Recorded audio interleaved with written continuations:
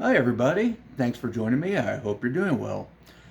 I'm a little bit sheepish with this one. It's been a while since I last did this. I don't know what to say about that except for various reasons. I just haven't felt the whole sitting down and talking to my camera thing. It's awkward enough as it is. At times it just becomes too awkward, I guess. But I'm going to force myself to put out a little reading update before the month is over. Probably gonna be a little rusty at this. Sorry if there's awkward pauses. It's my aging brain tries to do its thing. But I'll just add by way of preface, you might hear some barking in the background on this. I'm having some rock delivered. This past summer we had some torrential rains that saturated the floor of one of our barns, and then as of necessity we were moving heavy equipment in and out. We got some ruts formed, which just gave new places for water to collect and linger. So yeah, I'm having some rock delivered, and I'm sure Rosalie will let me know when it's arrived. If it gets too obnoxious, you might see an edit in here, but yeah, if you hear that in the background, that is most likely what's going on. So, okay, what have I read in the past month? First of all, I reread The Name of the Rose by Umberto Eco. And this was actually a buddy read with Patrick from the Patrick's Book Reviews channel. Excellent channel. Recommend it very highly. I'm going to try to keep this somewhat brief. Name of the Rose, the aspect that's probably going to interest most people is it's a medieval murder mystery. Our two main characters are William of Baskerville, wink wink. He's a 14th century Franciscan friar who is our Sherlock Holmes stand-in, essentially, kind of jokey. And he's been studying at Oxford with the likes of Roger Bacon and William of Ockham, so he's very much on the cutting edge of some of the thought of that era. He's always talking about nominalism and empiricism, and he's been called in to see if he can figure out what's been going on with a dead monk at this Italian Benedictine monastery. It actually turns into a whole pile of dead monks, but yeah, that's basically our mystery plot. And William is joined by a Benedictine novice named Adso. He's our stand-in for Dr. Watson. And poor Adso, he's a bright kid. I'm guessing the most likely younger son of a fairly high up family in the Holy Roman Empire. His family's pretty obviously close to the Emperor Louis, I believe. I'm not sure about numbers on that, but anyway, yeah, Adso has been put under the tutelage of William for reasons I'll get into here in a minute.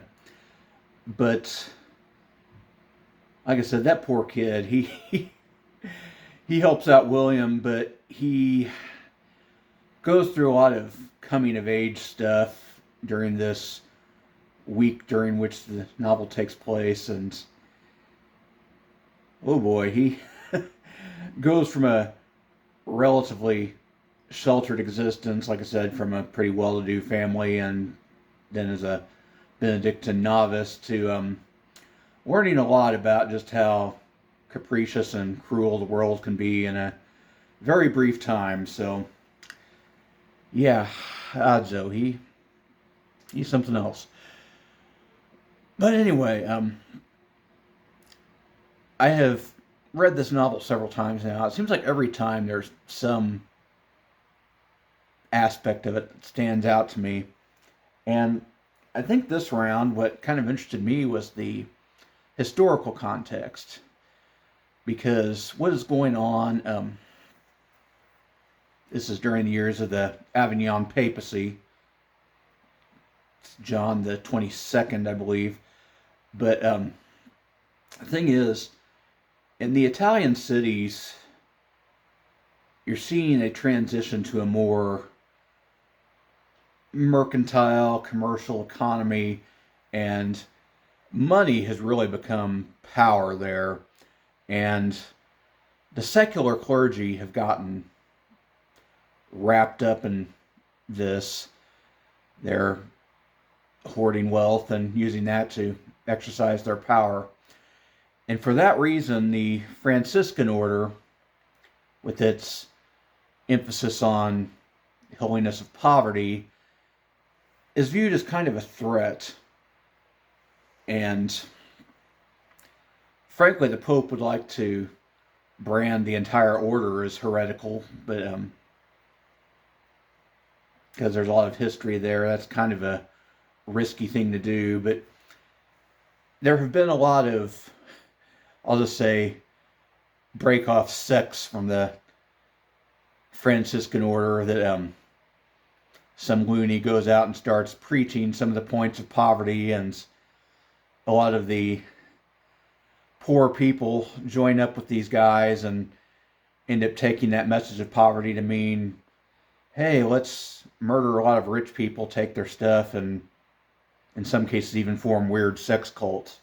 So, yeah, the Pope is kind of using this to tar the Franciscan order and hoping to do away with the whole thing because of that message of poverty. In the meantime, you've got the Holy Roman Emperor, who's basically in a pissing match for temporal power with the Pope. And because the Franciscans have become a burr under the Pope's saddle, he's kind of using them, enemy of my enemy kind of thing. But there's going to be a meeting at this monastery in Italy where the two factions can talk, representatives from the Holy Roman Emperor and the papacy. And William has been dispatched to help speak for the emperor, and that's how Adso ends up with William, because Adso's from Melk, and his family places him with William because, like I said, they're close to the emperor. And the Benedictines are kind of a mediator in all this, because they don't share that message of poverty, but let's just say the socioeconomic direction in which Italy is going is kind of leaving them behind. So yeah, they're serving as a location where the factions can talk supposedly safely. But this dead monk is kind of throwing a wrench in the works. Of course, the Pope would like to suggest that this has something to do with those wacky Franciscan heretics, and as I said, as William and Adso arrive, the corpses of monks start piling up, and it's actually for an entirely different reason. But I'll leave it at that. Like I said, all that historical background almost makes it feel like historical fiction. There's just so many different layers, so many different things going on in this novel. It's why I reread it several times. But yeah, I don't know if this is making any sense. I guess I'll leave it at that. If you're interested in a more proper deep dive, I recommend Patrick's channel. He he'll do it more justice than I can. But anyway, I'll awkwardly transition away from that and move on here. Next, I read Citizens, A Chronicle of the French Revolution by Simon Schama. And this was a monster book. It's 875 pages, I believe, of readable text. And they're huge pages with small printing. So, yeah, this one took me a while. But it was an incredible read, probably my favorite nonfiction of the year. I learned a tremendous amount about the French Revolution that I'm still processing.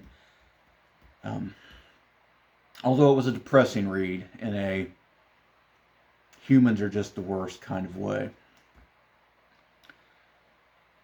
I don't think I'm going to try to lecture you about the French Revolution. There are people far more qualified to do that than I. I'll just talk about some of the things that this book might bring to a historical layman reader like myself. One of the things that might seem a downside at first, and I emphasize the at first, is I think you get something like, let me see here. Yeah, 370 pages before the storming of the Bastille even happens, which, from my perspective, I kind of thought of that as the beginning of the revolution. It's much more complicated than that. But, yeah, when I was first reading, I thought, come on, let's get on with it. But in retrospect, I learned a great deal about pre-revolutionary France and came to realize that it was far different from the cartoon image that I had of it. There was a lot more social mobility than I ever would have dreamed. Not that things were perfect, but it wasn't just this hopeless pit of oppression that I had always kind of, I don't want to say led to believe, but I kind of absorbed that message, I guess. I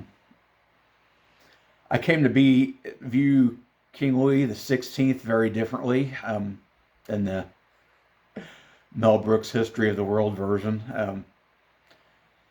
The guy was indecisive. He liked tinkering with his little mechanical projects. He probably wasn't an ideal king for that reason. He wasn't attentive to a lot of the things he needed to be attentive to, but he was not this totalitarian monster. I ended up viewing it as kind of a tragedy that he got head sliced. He hadn't earned that, certainly. I also learned that a lot of the people that spearheaded the revolution, at least ideologically, were well-to-do and in some cases even aristocratic themselves. The economy had already been turning in a more commercial, capitalistic direction just naturally. And I guess some of these guys basically wanted things to be opened up a little bit more economically and socially, which is kind of an irony because when the violent masses of people get involved, what they're wanting at the end of the day is basically more protectionism for their own interests. So you kind of got a clash of motives there. But yeah, these were not the people that I had thought had spearheaded the revolution. And France, of course, was in dire financial straits after the 7-Year War and getting involved in the American Revolution and everything. They just borrowed, and eventually they even started printing fiat currency, which was creating inflation, and add to that food shortages that were fueled by just Mother Nature at times. But the thing is, it surprised me, they were not in more dire straits than a lot of the other European powers at the time. What they didn't have was a reliable system of taxation. So, yeah, you had a lot of people before the revolution trying to figure that out. But anyway, the thing with the revolution, once you got popular violent uprising, that became a weapon to be exploited, or just the threat of it became a weapon to be exploited. People's heads basically have been filled with, I hate to sound like I'm, some high and mighty person talking about the people here, but it's true. The peasants, they have their head filled with visions of some utopia where bread is always plentiful and cheap and there are no taxes, just basically a fantasy world that's never going to happen. But yeah, once they rose violently, that became always a threat, let's just say, or a weapon to the more ideologically inclined. And yeah, they were stupid enough to think that they could exploit that and turn it off and on when they wanted, and that just wasn't the case. You saw faction after faction rise to power and either be, brushed aside politically or done away with violently when the Reign of Terror came along. And that's basically what the Reign of Terror was, the state trying to seize the power of fear and terror back for itself. And you've seen images of people being guillotined, almost assembly line style. I mean, yeah, the revolution turned out to be a huge failure. And not that it didn't accomplish some things, at least culturally, but yeah, at the end, I found myself in many ways thinking, what was it even about? So yeah, I hope that was clear as mud. I'm just droning on and on. I'm even boring myself here. But fear not, I'm going to be wrapping this up with my future plans, and I'll put an end to this pathetic hoedown. But after the French Revolution book, like I said, it was kind of depressing. I thought, I'm going to read something light and fluffy for a while, but I don't know. Either I'm masochistic or I've just got some weird midlife thing going on where I think that I haven't earned frivolity. I need to be reading something serious. So I wanted to continue with my Jefferson series. Actually stick with something for once in my life. Now I'm reading for Historathon Quarter 3. This is Jefferson and the Ordeal of Liberty. And getting through this one makes sense. It takes things from the end of Washington's first term when Jefferson was Secretary of State up to his the beginning of his first presidential term. And I figure if I can get through this one, I want to take a break. That's more of a logical breaking point. Jefferson becomes president. So, yeah, I'm going to be working on that. I had intended to read this book by Stephen Greenblatt, Will in the World, as kind of a preparation for Shakespeare. I, oddly enough, have never read King Lear, and I decided it was finally time. I'm going to be reading that with Patrick's book reviews, by the way, but I got to looking at the tragedies volume of my Norton Shakespeare collection here, and there is almost a full book's worth of extra material included with this. So I think I'm just going to stick to reading that for some background. And I don't know, if I have time, I might read Will and the World during September, but I've kind of backburnered that. So I think that's what I have to say. If you've stuck with me, I definitely appreciate you. I know this has been kind of an awkward one with a lot of boring rambling, but I hope I at least managed to express something in all the mess. And hopefully I'll get back into the habit of recording videos a little bit more regularly. So, yeah, till I speak with you again, hopefully soon, take care. Later days.